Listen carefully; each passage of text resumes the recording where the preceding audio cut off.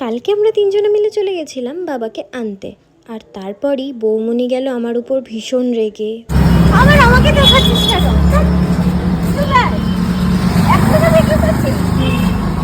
Welcome সবাইকে sugar brownie ব্লগসের নতুন একটা ভিডিওতে। বাবা গেছিল কোম্পানির একটা মিটিংয়ে, আর আজকে ফেরার পালা, তাই আমরা তিনজনে মিলে গেছিলাম বাবাকে রিসিভ করতে।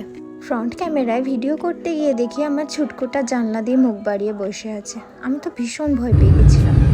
উনি নাকি রাস্তা দেখবে, তাই কাঁচ তুলতে দেবেন না। বাবু কি করছিস? বাইরে দেখি। কাঁচটা খুলেছিস কেন রে? গরম লাগছে। এসি চলছে তাও তোমার গরম লাগছে? কোনটা করবো, এটা?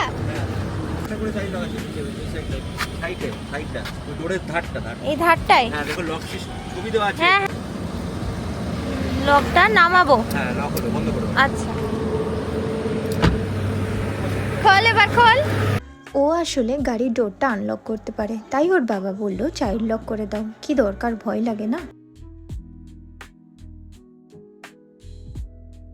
বাবি আমাদের যে অ্যাড্রেস দিয়েছিল আমরা সেখানে পৌঁছে গেছি। আমরা ওয়েট করছি, হয়তো 5-10 মিনিটের মধ্যেই চলে আসবে। এই তো দেখতে দেখতে বাবিও চলে এসেছে।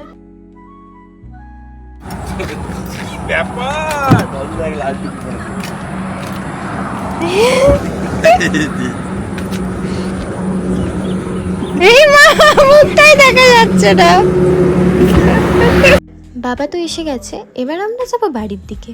কিন্তু তার আগে আমার আর বৌমনির আবদার, আমাদের দুজনকে রোড সাইডের একটা স্পেশাল দুধ চা খাওয়াতে হবে।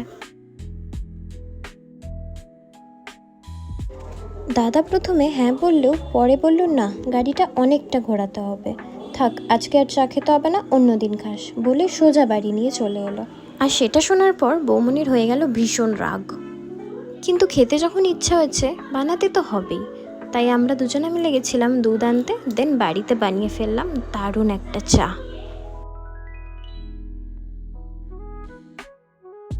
প্রথমে রাগ হলেও পরে বৌমনির হাতের এই চাটা খেয়ে একটু মনে হয়নি বাইরের চায়ের থেকে কম কিছু, আর পরিমাণটাও বাইরের চায়ের থেকে অনেকটাই বেশি ছিল, তাই মন পেট দুটোই ভরে গেছে।